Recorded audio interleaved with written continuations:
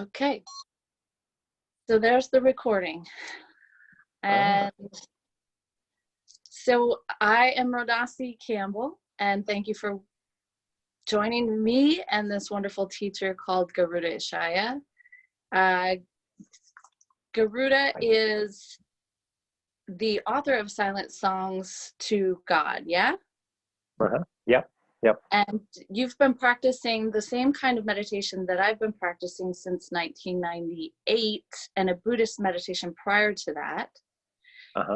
And then in 2001, you became a teacher of this particular brand of meditation known as the Bright Path Ishayas Ascension, yes? Sure, yeah. Awesome. Yeah. You're also father and husband, and you are currently living in Southeast England. That's right. Yep. Two very, very active young boys. What are their ages? Thomas is 7 and George is 5. Yeah. Wonderful. I love it. Yeah. One of the things that I love about the people that we have in our tradition, in our organization, is that everyone has such a different, very modern lifestyle, and yet are absolutely devoted to, in their own ways, however that works out, to their relationship to inner silence. I just, it's something that I know we still have on the planet, these spiritual paths where people have to really remove themselves and wear robes and things like that in order to be, to identify and to get completely immersed in God, I guess you could say. But one of my favorite things about what we do is that we're encouraged not to, be living on the mountain. We're encouraged to take time on the mountain, but to be really living in the world. Can you talk about that a little bit? I could talk about that forever, because in our tradition, I have in the past had this reputation for being in my cave, and so there was a point for me in my experience where the cave was very, very attractive, just to sit there and meditate 24 hours a day. That was my idea of heaven.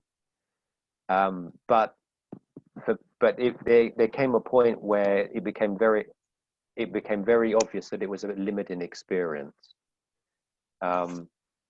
Because the realization was that consciousness will stay limited unless it's shared. It needs to be shared, and that's a very active engagement. And so all the greatest teachers, regardless of any lineage that they walk, they all had the same flavor of sharing in one way, shape, or form.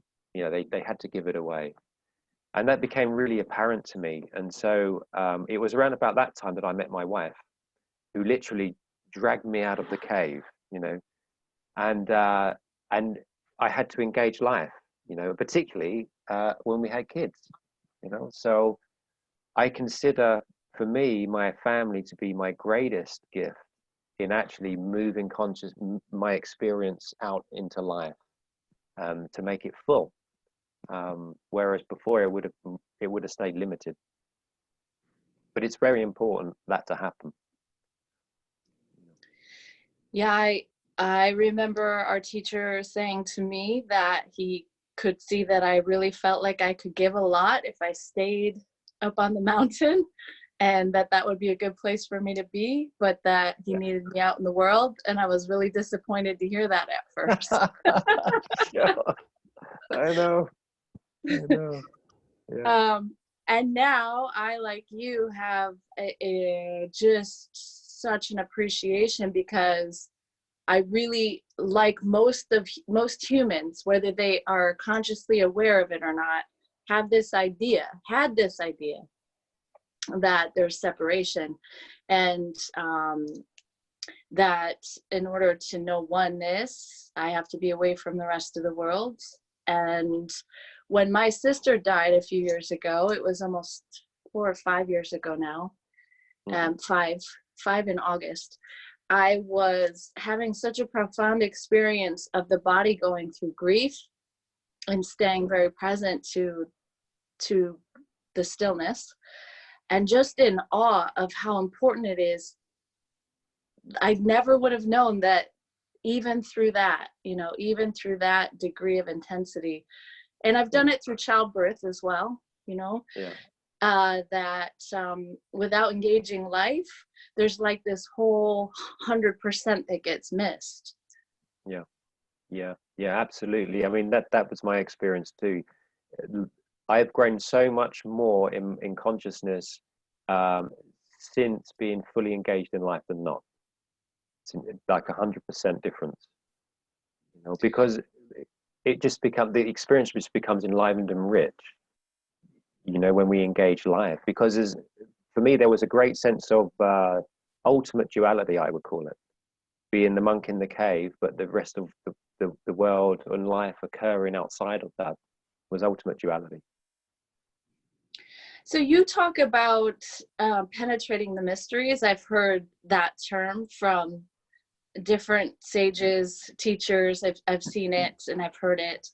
And I feel that in my experience, mysteries that seem like mysteries to my mind are revealed in that cultivation through our practice, with giving myself any sense of myself to the silence, to the stillness.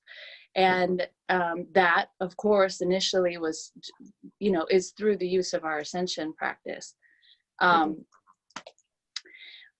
What I feel like I hear you saying is that there's also the experience, so initially, of that penetration from within, but also in this world, that there's the penetration of the mystery, like through life, that life is the teacher and the mystery is revealed through that. Is that accurate?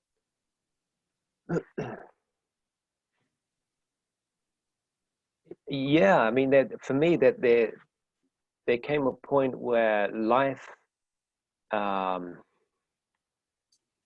reveals itself to be consciousness itself. So everything is an invitation to dive deeper into the mystery. Every encounter that we have is an invitation to dive deeper into that. So in that respect, absolutely, everything becomes a mystery in one respect, so, and of course that can only be discovered by actually living life, but from that place of awareness.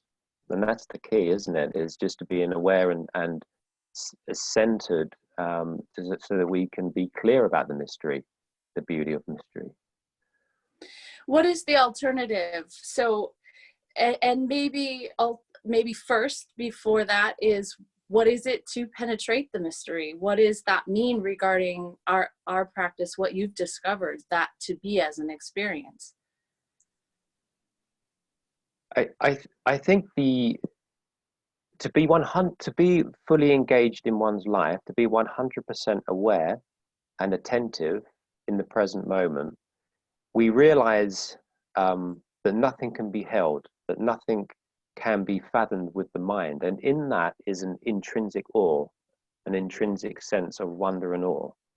And I guess that's really what I mean, is that it's that intrinsic wonder and awe that cannot be held or contained, and yet is fully experienced. That is our natural state. And so that the mystery is a mystery in terms of it cannot be adequately defined by the mind, and yet fully experienced. So yeah, that's beautiful. I re-listened to a couple of your videos, and you talked about true meditation being not about beautiful visions, which you and I were privately talking about before we started to record, that we both had an interest in beautiful visions and the celestial exalted things of the metaphysical realm. But that true meditation is that identification with stillness, with silence. And you talked about silence as not being the absence of noise or sound. Could you talk about that right now? Yeah, absolutely. So another way to say in that context of what silence is would be the absence of a sense of self. would be perhaps a more user-friendly way to term it, because sometimes in meditation we have an idea we need to get rid of external sounds or be in a particular environment in order to establish the state of silence, inner silence. But really, when we move into meditation and we connect with that still point or that silent point, it just simply means that the sense of self periodically has disappeared. There's no longer a sense of self. The world still happens and operates, and yet there's a sense that we're no longer identified with a sense of self anymore. So there's freedom in that. So it doesn't really matter what occurs on the outside in terms of sound. There's just a sense of freedom, an experience of freedom. Yeah. So you talked about this being this ability or this state as our birthright. Yeah. And that it's something that is always there, obviously, or maybe not. I have that as my own experience, as that is home.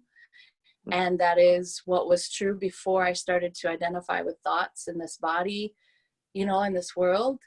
And I've fallen in love with that, and it is very deeply enjoyable. When I talk with people about our birthright, it sounds very far away or very difficult or very impossible for them to attain that. Mm-hmm. And people will tell me, well, I already know how to meditate. I'm really good at being lazy and relaxing. Or they will tell me, yeah, I can't meditate because I have too many thoughts. Yeah. Or they will think that what we're doing has something to do just simply with making one's life better. Yeah. And I wonder if you could talk about our birthright and some of what we're really doing, as opposed to some of those maybe not necessarily wrong ideas, but limiting ideas. For sure, yeah. It's our birthright is to be free beings. Is just to recognize our state as infinite stillness, infinite consciousness. And some people on the planet know that, and so and they will never be satisfied with anything other than that experience. Because there's a kind of sense, a knowingness that there's something missing, there's something not quite right, that there's something that's not connecting within their current experience. But when we taste that experience of infinite consciousness or freedom, there's a sense of home, as you said, Rodasi. It's just a sense of home, and a sense of I've always been this. There's no other alternative when I'm in that state. And for me, it's an experience of absolute fulfillment and contentment. Nothing can be possibly added to make it more. It's just full. And because of that sense of contentment, that experience of contentment, there is an innate sense of freedom. That I would say that's the ultimate purpose of meditation. The truest, purest purpose of meditation is to cultivate that relationship of self. And that can only be cultivated from a relationship with that simple experience of stillness, just as we keep coming back to that still place, and it's not like it's a hard thing, but it does take cultivation and it does take dedication. And like you said, it's not that the other things are bad, wrong, or they're just different. So it really depends on the maturity of the soul. If we want a little bit more relaxation in our life, great. Meditation can definitely do that. So meditate for relaxation. You may just find, however, that as we meditate for a little bit more relaxation, somewhere along the line, you may get enamored with the dance of consciousness. And at that point, it's gotcha. It's gotcha. Because a part of your soul is remembered and you can't, that's it. It's just a remembrance, So, I can totally relate to that. Right. It's terrible. It's a terrible thing. It does not let you go. No. Now, once it's got you, it's got you. I can identify with the the poets of old very much. You know, it is such a love affair for me. It's the most delicious thing ever. Sure, yeah. Yeah. So you said something that I'm going to do my best to tie into some other questions I have for you, because you also are a teacher of the Vedas, or you do workshops on the Vedas and have studied Sure. Sanskrit. Yeah? Yeah, that's right. Yep. Yep. And your book, Silent Songs to God, is a book of poetry, a bit like what I was just saying. I don't have a copy right now, but I did read it, and I felt the resonance for me of that love affair with, you know, these hymns, this relationship with the universe. And since I have, I've told you that I have a sort of a relationship with the Vedas and Sanskrit, I feel deeply resonates inside of me, that I can kind of almost taste and hear. And I have looked at some of the Upanishads and some of the ancient texts at times. I mean, probably I could just sit on the mountain and study those things and be blissed out. Yeah. I wondered if you could just speak to, let's see, people talk a lot about karma and dharma, and you just spoke about the maturity of a soul. And somehow I'm just trying to get these things together to place some relevance in the study of these ancient teachings. After having said that, I don't know if there's a real question in there, but is there anything coming through you? Do you got anything on karma, dharma, and why these ancient teachings are even relevant during this time? It's a great question. Yeah, it's a great question. There's a lot of it's a multi-leveled answer, sort of, and loaded question. So I'll do my best to answer it as clearly as I can. But you mentioned earlier on about penetrating the mystery. In order for us to bring the Vedic, anything Vedic, Upanishads, Vedic hymns, whatever it is, we need to recognize silence. We in order to bring a valid study to make it relevant in this day and age, we need to bring the element of silence to the study of the Vedic hymns and the Upanishads. And traditionally, it was always so, and it is always so. You would need to be dedicated in your meditation practice. You would need to have a degree of awareness of silence. And the reason that is because silence creates the context for the mantras of all of that to come forth. Without context, it remains 100% intellectual. Now that's fine for the scholars, but it doesn't lead to realization. It doesn't lead to a clear, rich experience of freedom. Upanishads, the very word Upanishad, means to have all beliefs roasted in the fires of wisdom. Yeah, I mean, that's just in the word Upanishad. I love that. Wow. Yeah. And so that's been largely missing is the underlying context. Fortunately, there's many great Vedic teachers coming out, not just of the East, but in the West now, that realize this, and so are making the silence the most important thing, and yet also studying the power of the Sanskrit mantras that go on top of that. And if you've got two, then all of a sudden, when we chant the Sanskrit mantras, the energy of the mantra itself starts to drop into the silence, and because the silence holds the mantra then begins to unlock itself in the context of the background of silence and reveal the inner teaching of the Upanishad. And so some skill is required, but not as great a skill as one would perhaps think. But the silence is absolutely key to developing an intimacy with the Upanishads or anything Vedic. This is the backbone of our own teaching that we've been taught, that we share, that we have the privilege of sharing with others. And it may not be that we emphasize that initially when we first teach it, but it's certainly emphasized a great deal as one continues on. Yeah. Absolutely. Absolutely. Yeah. Yeah. So sometimes I feel like, I'll tell people meditation should be a part of your life, like brushing your teeth, and whatever reason they think they're doing it, there's still a smaller percentage than they're used, or a greater percentage than there used to be, but still a small percentage of people who are coming because they want to wake up.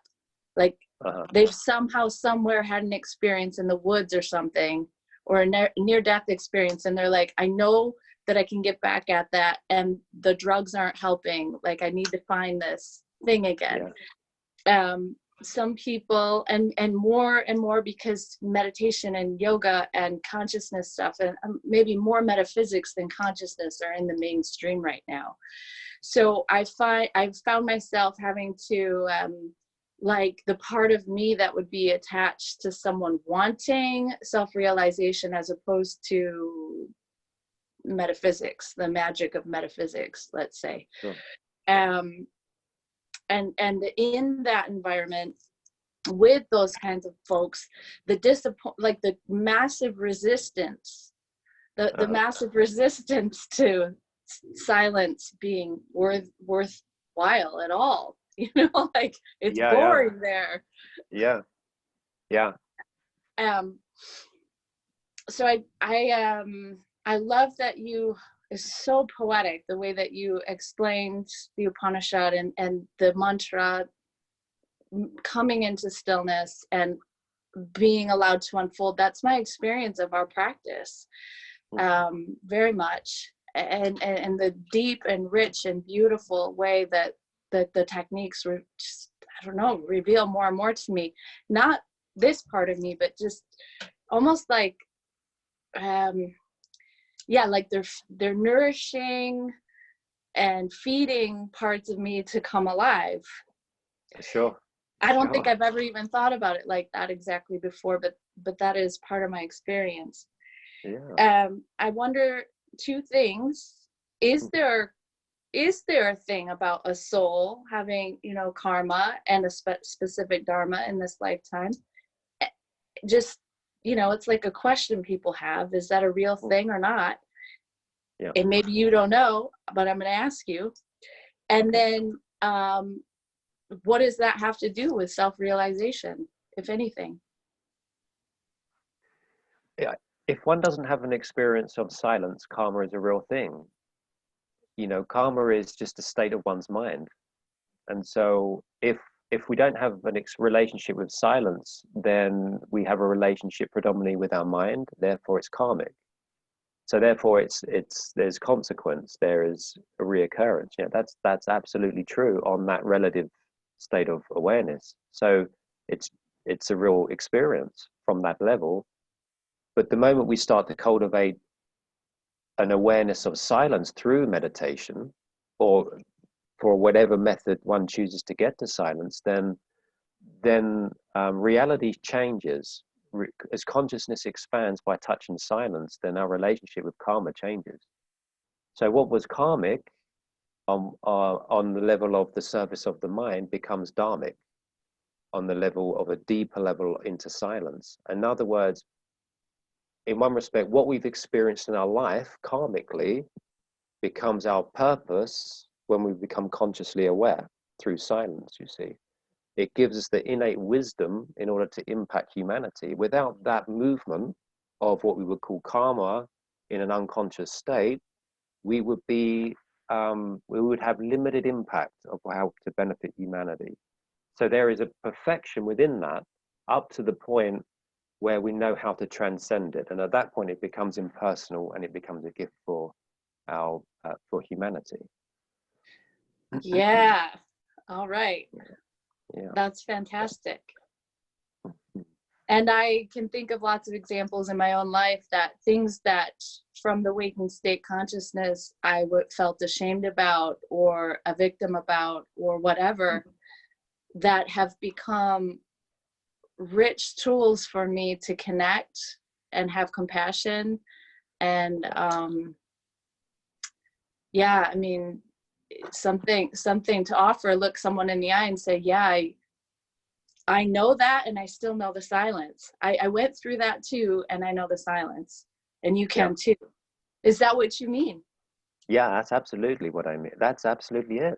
Yeah, yeah, because it's one of the greatest, I guess you could say, a characteristic of someone that's expanded in consciousness is compassion, is kindness, compassion. And true compassion is, we know what it's like to be in the state of ignorance. We know what it's like to be depressed. We know what it's like to the nitty-gritties of human life. It's a fact. But we also know how to transcend it. And people are drawn towards that because they know that you become a living example of hope. And that's what this world needs more than any. A living example of inspiration and hope is what people need. And you do that so well. So yeah.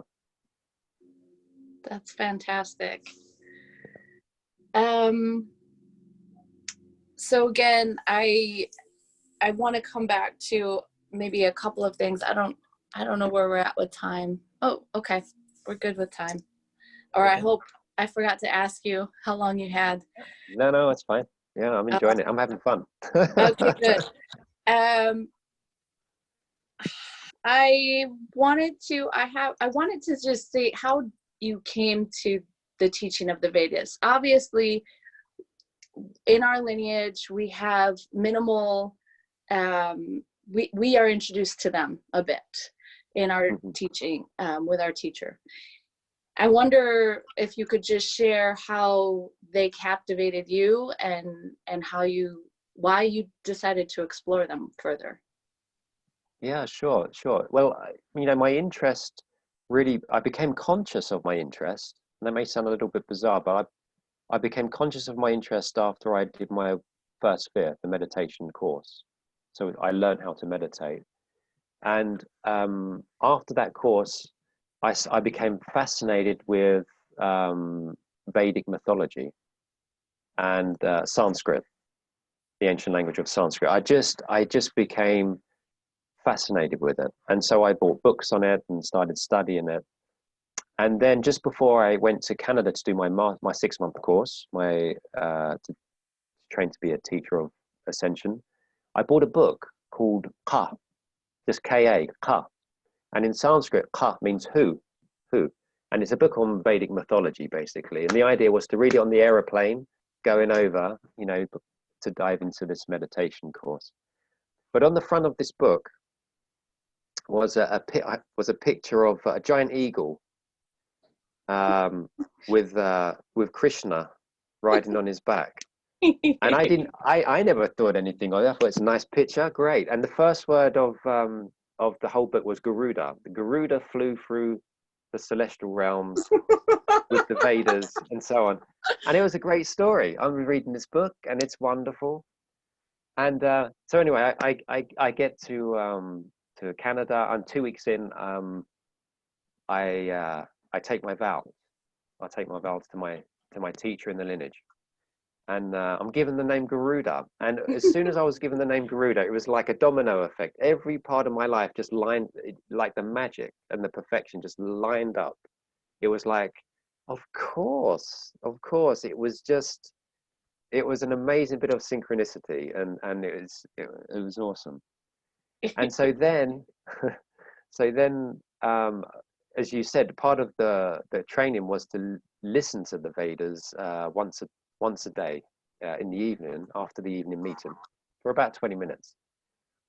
I'd never really listened to the Vedas before up until that point, but I remember closing my eyes and just being still, and the Vedas come on, and it was the Rig Veda, and it was almost instantaneously. It was just every cell of my being melted. It's the only way I can describe it. It just melted in, and it felt like I'd come home. My heart had totally come home, and I just remembered. I remembered the Vedas. on a particular level, you could say. And it just made sense, and I loved it. I fell in love with it, and it's inspired me ever since. And so since then, I meditate with them. I write about them, and I teach workshops on them, and so on. Because they're so impactful and powerful, and they have so much more potential than actually I think we realize at the moment. So I fell in love with them, and it's a part of my name. So there we go. That's why I love it. Yeah, I mean, who? Okay, well, I have heard some other people talk about some magical stories leading up to their name, but Yeah. these beautiful gifts that we've been blessed with. But that was a pretty good story. And I gave it away because Garuda is a famous character in mythology, in Hindu mythology, and a very powerful name. I don't even know exactly what it means besides the eagle. But of course, you are famous in our lineage for being the Veda guy, the Sanskrit guy. And what does Garuda mean besides the eagle?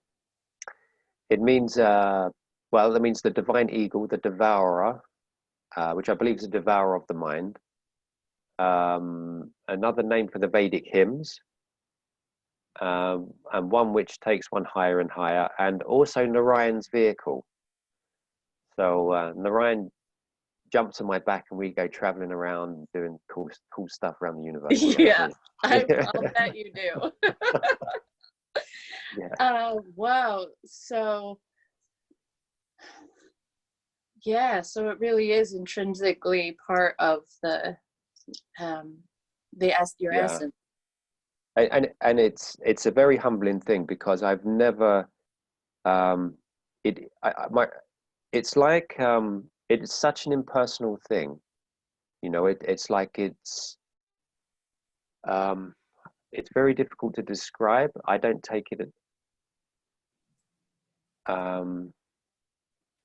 it's a very impersonal thing, the whole thing, and I'm honored, and I love it, because it's like a deity unto itself, the Vedas, that has the potential to move through anyone at any point, and anyone has the capacity for it to do that.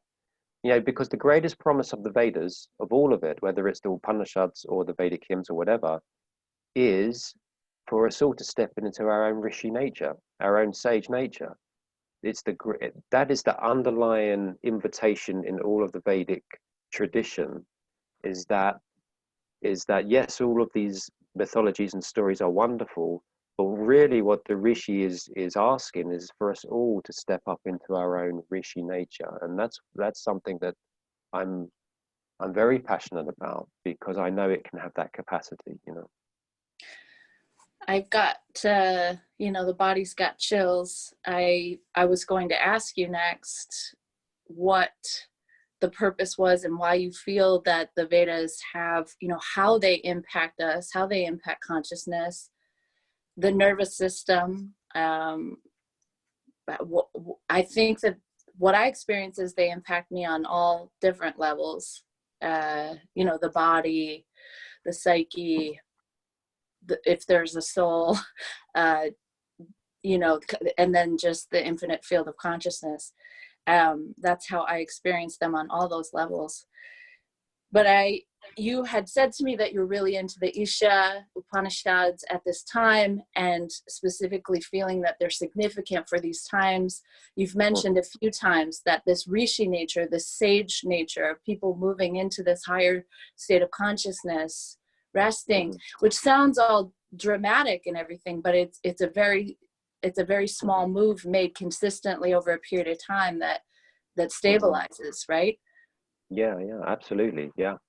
So I wondered if you could just talk about how how you experience listening to the Vedas, or maybe it's studying the Vedas from the stillness, from a stabilized experience, or just a clear experience. maybe of our true nature, how they unlock that possibility, or whatever it is that you see that these things are doing relevant to this time of people waking up.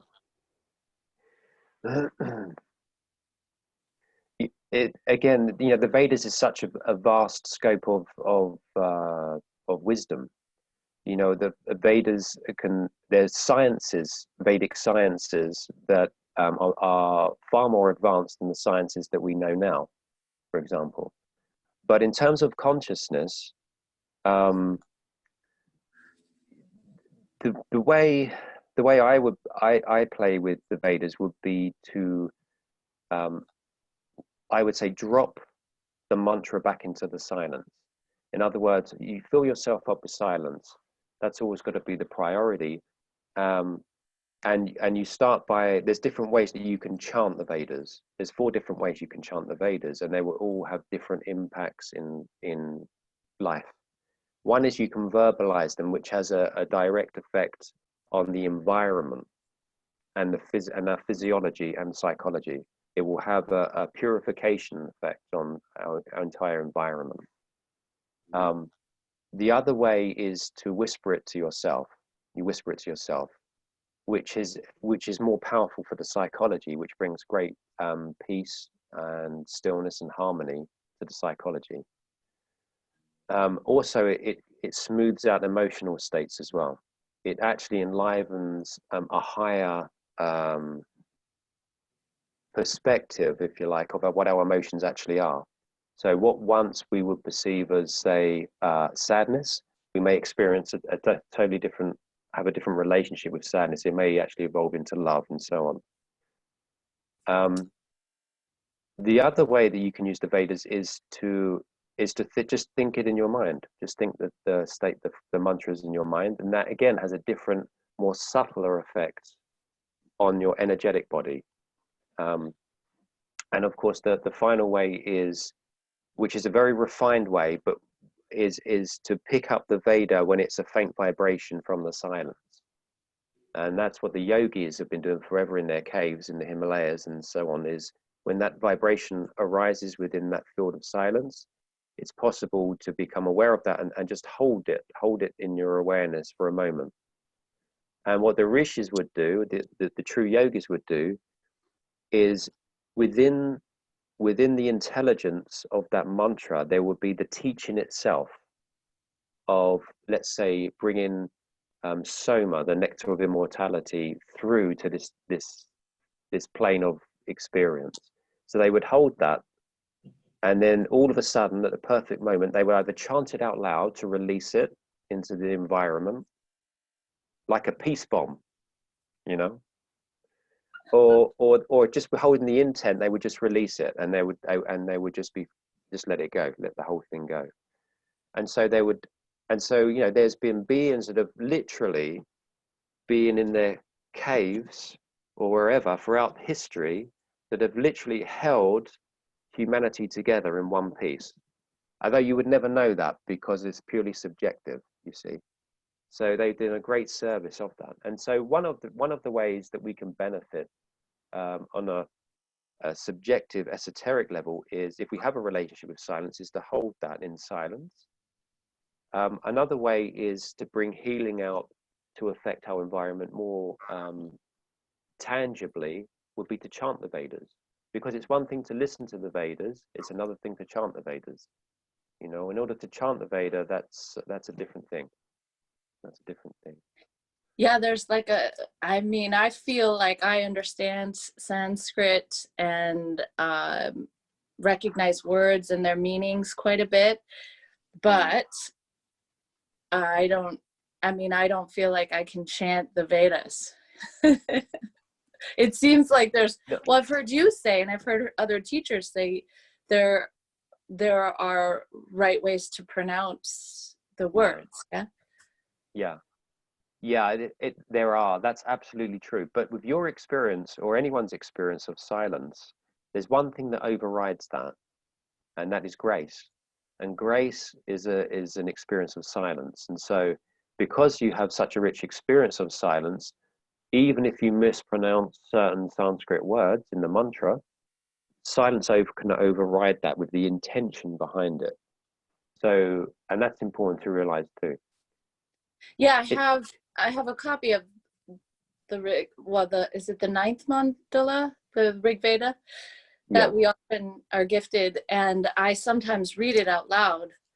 And I told you I have been having for the last year at times where what I feel like is happening is that they're presenting themselves to me in silence in my close-eyed time. But I didn't know that was a thing. Sure. Yeah, absolutely. But one thing I wanted to just share quickly, this may I guess solidify the relevance of the Vedas in our day and age. Yeah, please. It's like if we look at what the Vedas are made of, being what they're composed in Sanskrit, the language Sanskrit. And you've got to, if we want to understand that experientially of the benefit, we need to look at the components of Sanskrit that make up the Vedic hymns. And Sanskrit is a fascinating language. I mean, it's one of my passions. I love it. I'm a bit of a nerd when it comes to Sanskrit. But to keep it very simple, if we look at the vowel sounds of Sanskrit, for example, all of the vowel sounds, which are the most powerful sounds in the Sanskrit language, the vowel sounds, of which there are 15, all relate to the psychology of the human being. The sound itself constitutes and makes up the psychology of the human being. Every human being that's born is in those vowel sounds. And that's why often, in my experience, when I teach these little workshops and so on, for many people, when I say, how many of you feel that Sanskrit is familiar to you? Or do you feel intimate, have a relationship of some kind with it? Most people would say, yeah, although they can't quite pinpoint it, but it feels very familiar and so on. And that's because they're picking up on the very fact that the language itself creates their nervous system. You see, it's so intimate. You see, it's so intimate to every human being, and so that's just the 15 vowel sounds. If you look at the following consonant sounds, the consonant sounds literally manifest our physiology. They're the sounds of our physiology. So we have the vowels that are our psychology, and the consonants that is our physiology. Now together, every time we even just say one vowel sound in Sanskrit, for example, which is the very first sound, there's a part of our psychology from the most primordialist level that's being activated.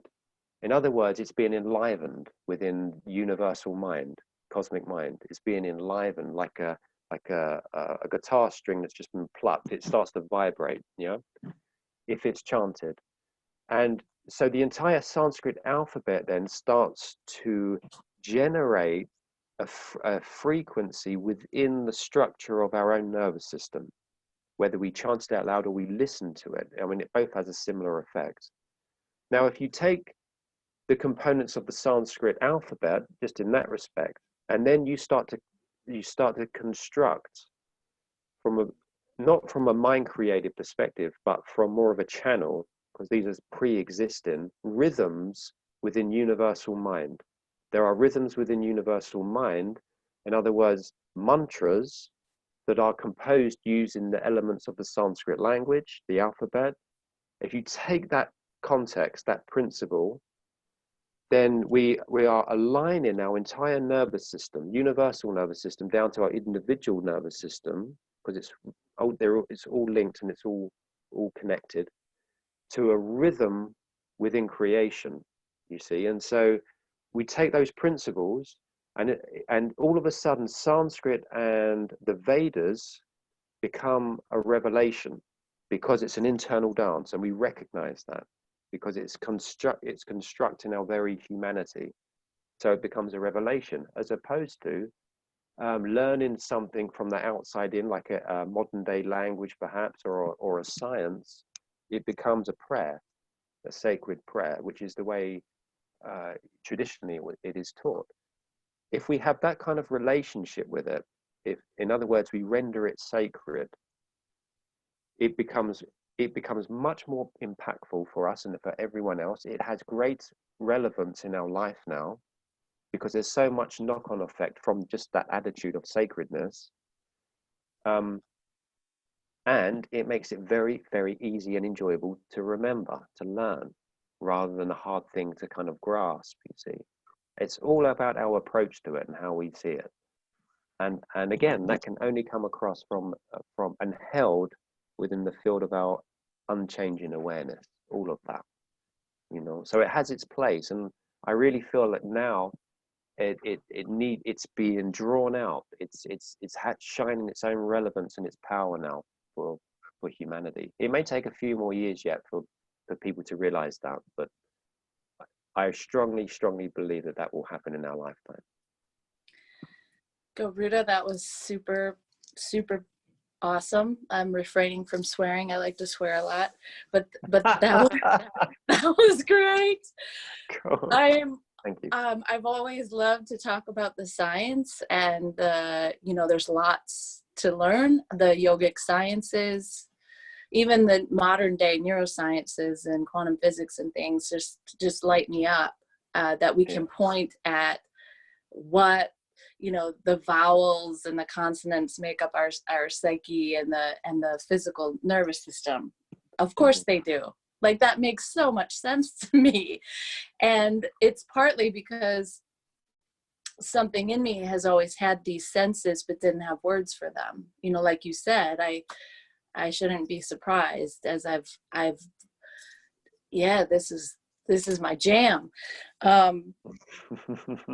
The word revelation, you know, I think of John in the Bible. I think of the book of Revelations. I think of the moments in my life where I had some epiphany, you know, like full download, goosebumps in the body.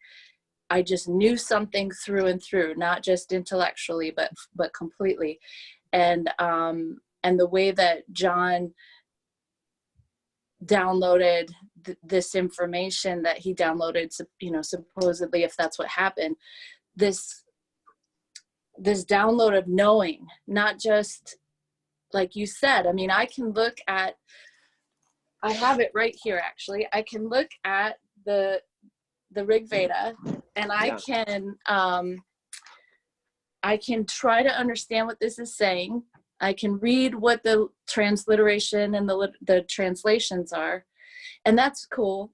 But to just drop into this quiet place and then just read from there or listen to it, I also have it on audio, is a completely different thing. Like, my mind loves to learn about this stuff, but it feels nourishing to my nervous system in that dropping in and allowing for, like, I don't have to know anything. It just, it's just experienced. Thank you for bringing it into relevance. And, you know, you and I've been watching the evolution of humanity for about the same amount of time, and, you know, for about 20 years and a little bit longer. I have watched, I've been witness, of course, within this nervous system. Of course, I've seen things change here, but I've watched the world change. I've watched the way that people can come into a meditation course, whether it be one that we teach or like a basic class, and be able to get it faster. And not only that, but go deeper and access stillness more quickly than I could have. I mean, it took me so long and so much being out of the world before I even could taste it back in the day. Yeah, me too. Yeah. So could you talk about that? Could you talk about your own witness to evolution of humanity? Yeah, it's been it's been really obvious. You know, it's like much like your experience when I first learned to meditate.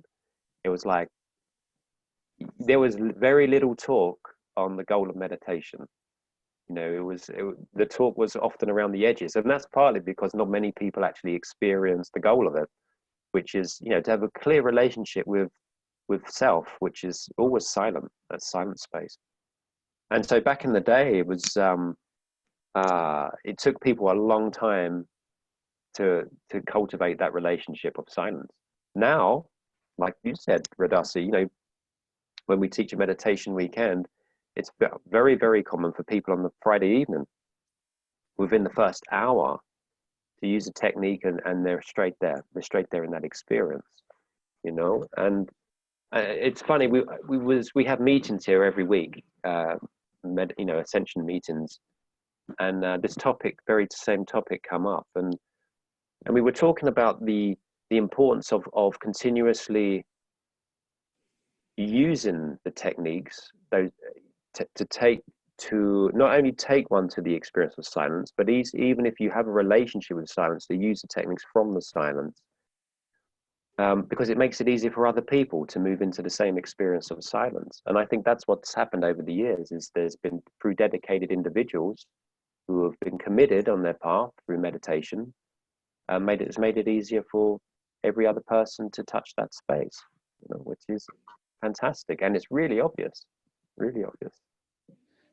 That's so amazing. And it's a bit like, I will tell people jokingly at times that, you know, that it took me so long and I went through all of this drama so they didn't have to.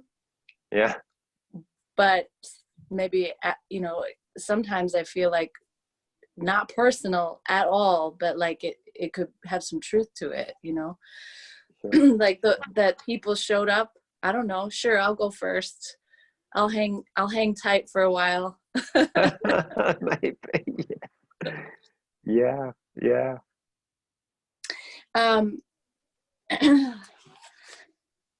You have some really beautiful ways that you've put things. I'm just going to bring a couple of them forward. And then I want to look at, you told me that you've been playing with surrender and to what is, and just allowing and playing with that. And several of our teachers are playing with that, that I talked to. I want to talk about the difference between really doing that and being like an ostrich and just letting stress build up because you're really not dealing with life, but you think you're just letting go. So I suspect that you're going to kind of bring it back to what you said about the ability to penetrate the mysteries, and that being the foundation of stillness, the foundation of our true nature. But I think it's really important for people who are newer to meditation, newer to consciousness, newer to evolution, or whatever, to recognize there really is a very, very big but subtle difference between, yeah, just let that shit go, and actually doing that, you know, surrendering to what is. And people have a subtle or overt judgment that if something bad or challenging is arising in their body or their world, that I mean, the resistance to that, you know, that they believe there's something wrong and they don't actually surrender as a result of that. So could you speak to that? Yeah. I mean, in my experience, it's one of the most important things I've discovered in my experience is being authentic with what I actually am experiencing. You know, it's and not to spiritualize things away.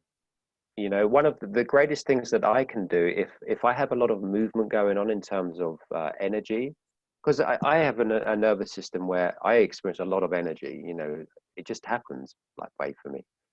So and sometimes, yeah, and sometimes, more often than not, actually, I need to communicate it, but I need to verbalize it more often than not, in order to actually let it go. You know, once the mental commentary around the energy is spent, then it's easy to let go. But I need to communicate it to someone, usually my wife, you know, or to another teacher, or to someone in my universe who I feel, yeah, I need to put this out to them. I need to talk to them. And so it's a very active thing for me, and it's always been that way for me. And that may change, but yeah, I think it's important to be 100% authentic with what I am actually experiencing, you know. And so, and at times that can be very intense. I'll give you an example. So recently I've been reacquainted with my dad, who I haven't seen for 40 years. So, and that's a long time. And so with it comes often a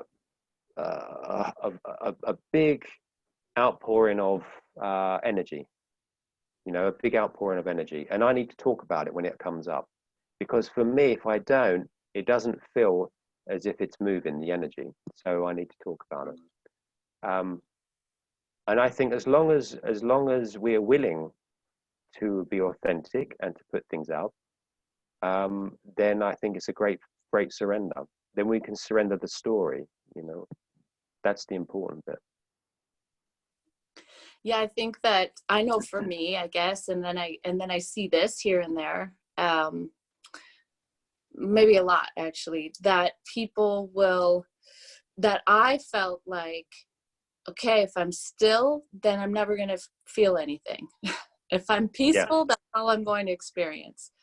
And the truth is for me, there is such aliveness that, like, you know, fiery, passionate, you know, I held that back all the time because I wanted to be nice, you know, like I don't want to rock the boat. Like, let me just, I guess they call it people pleasing, you know, and just withholding, you know. And then I get this name that has to do with lightning, and I'm like, are you kidding me? You know, that's how it feels inside. But I can't let, you know, like the judgment on being able to let intense energy move through. But guess what? I also had a lot of anxiety, like an immense amount of anxiety. And then when I started to practice, like you said, trusting in the authentic flow, like sometimes it's just this putting more attention on stillness, and then this energy can be there, but I might have to say something, or it can be there and I know I'm not supposed to say anything. You know, this other person is uncomfortable and I want to make them feel better, but you know, but I have to hold this, like, stillness and let the thing do what it does and not move anyway. So I've had such actually it's fun now. It's a lot of fun to watch.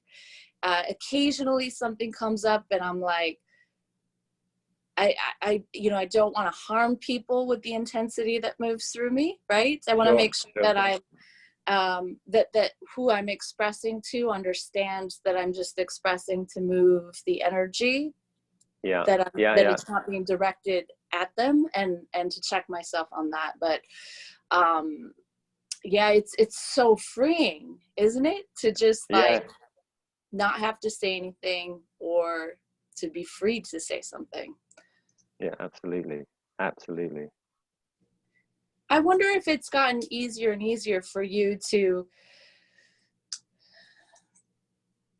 you know, as you become, you talked about either being identified with the thoughts in the mind or with inner silence, that you just don't feel like you have to manage that at all. It just is what it is. And it's sort of this effortless thing, like, you know, energy is moving through the body, because it can sound like there's some formula that's being followed, like then I have to express it or I don't express it, but that's not how I experience it. And I wonder if it's the same for you. Like, if I'm not identified with the energy moving and I don't have a story around it anyway, then it's very effortless. How about you? Yeah, absolutely. It's the same thing. If there's no story around it, then it flows. There's just a natural movement of life. It just moves. So what you say, what you do is an automatic thing that arises from the present moment. If there is a story around it, however, sometimes I can see myself checking in on the experience to make it better, you know. And so if I see that, you know, if I see that sort of the movement from being out here, then it sort of moves in a little bit. Then I've recreated a separate self trying to manage the situation, you know. And I can see the tendency to do that sometimes when that familiar energy comes in. And so I see that, and it's just, okay, I see that. And so I just move my attention back out here again, you know. But so certainly it still happens, but Yeah, I just get quicker at noticing the little subtleties of moving the attention back out again, you know. Super fun Jedi stuff. Yeah, that's right. Yeah, that's right. I love that you talked about rediscovering that infinite ocean of silence. And that is something, I don't know if it was a direct quote, but it was something I took out of one of your videos I just watched. I took out you talking about the rhythms of Sanskrit, which are the Vedas, the hymns of the universe. And you spoke about that again. These are beautiful ways to articulate an experience, right? Not just some concept that you have. These are experiences that have been gifted to you, right? Yeah, absolutely. Yeah. Yeah. Yeah. I wonder about your relationship to Sanskrit. Like, sometimes I feel like I can feel like it just comes to me, the essence of something. I was talking to you about Lake Michigan, for example.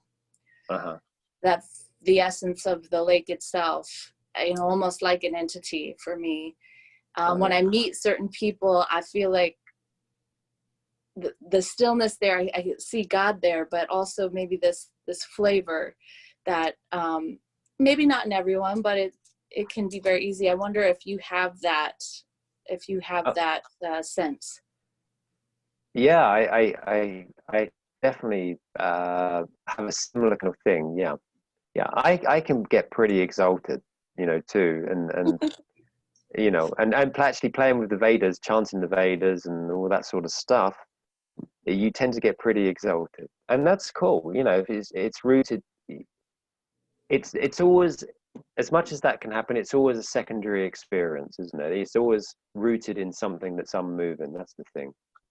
And but yeah, for sure. I mean, part of the Rig Veda, for example, one of the ways it was always used, and still is to some degree, is to access different subtler planes of universal mind, you know, for wisdom, for guidance from various deities and so on. So that's how a lot of the rishis would have used it anyway. So they would access it, and that's pretty exalted stuff. But they would always have their awareness rooted in the unchanging. You know, that's the creme de la creme, as they say. You know, And that's the key, right? Like, I mean, you just said that's the creme de la creme, but I would like to reinforce for those people like me and you who can be more exalted, wired, and maybe haven't moved from being an eternal seeker to a finder yet. You know, like for me, I didn't want to let go of a lot of the exalted stuff because I didn't see that, but I was addicted to the seeking, and almost like I'd be losing something if I surrendered to be a finder of the ultimate experience. And people can argue that you can't do that, but they can't really. They can't argue with me anyway. So, but I just want to impress that for me, it was a distraction until I got really intimate with the stillness, you know, and then those experiences can come forward from there. But it's expansive and beautiful, but they're part of the transient changing. Yeah. Absolutely. Yeah, it's all part of mind ultimately. Even the Veda is part of the mind. You know, the Veda is just the most subtlest part of mind, or psychology, you could say. And it is exquisitely heavenly. It's heavenly mind. But as heavenly as that is, the bliss of self far transcends that. And so that's why we never want to sell ourselves short. We want to go to the heart of the matter, you know. Yeah, I think so. It's the ground and the root. Nothing, you know, everything else changes. That's what I've noticed, and it seems like anyway. Yeah. And I know for me, I just, with all of the things in life, I was seeking something that was dependable, you know, something that wouldn't abandon me, something that, you know, I was looking for love. I was looking for peace, unconditional. But, you know, our teacher will say that self-worth stuff gets in the way of just staying and resting right here. surely I need to add something to this moment, or hold something back from this moment in order for it to be perfect, which I, when the last time I was with him, I saw a lot of that stuff. And the permission and that sense of feeling safe and secure in resting right here, like, oh, it's just a habit. It's just a habit to feel like I need to figure out what my place is in this environment, and who, what my role is. Yeah, because it's an interesting thing, isn't it? Because the mind will make a process out of anything. It's like we have to do something in order just to rest and remember what we are, and that's not a fault of the mind. That's, of course, that's what the mind does, right? The mind wants to make a process with every single thing it comes into contact with, but I love the way you put that. But the moment that we see beyond that, it's just like, this is enough. We're enough. That's amazing. Yeah. Well, I'm feeling the energy wind down. It's probably getting to be close to time. So I guess,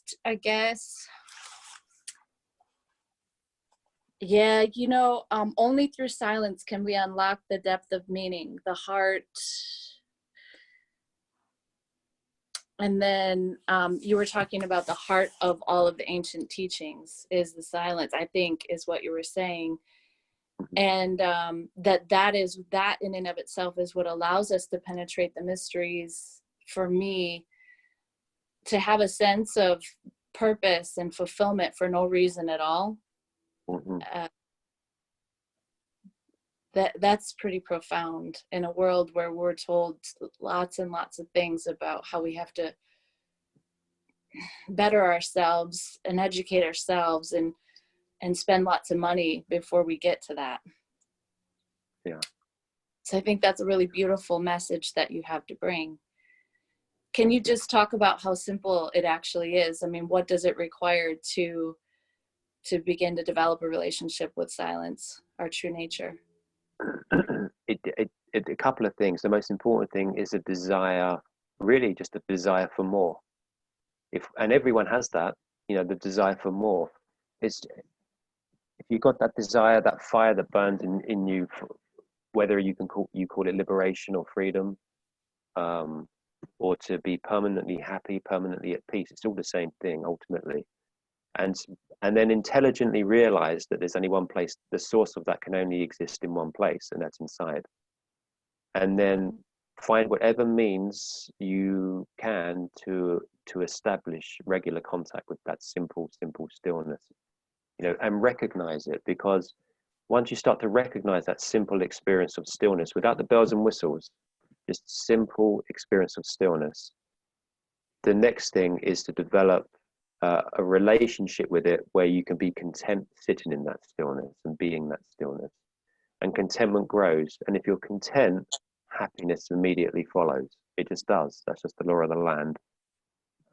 It's a simple thing. And all it requires is the desire to discover. That's all it requires. And when I say you, whoever's going to listen to this, they will know whether they have that desire or not.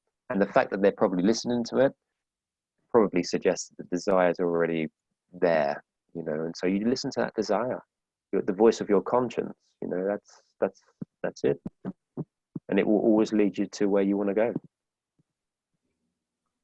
That is pretty simple.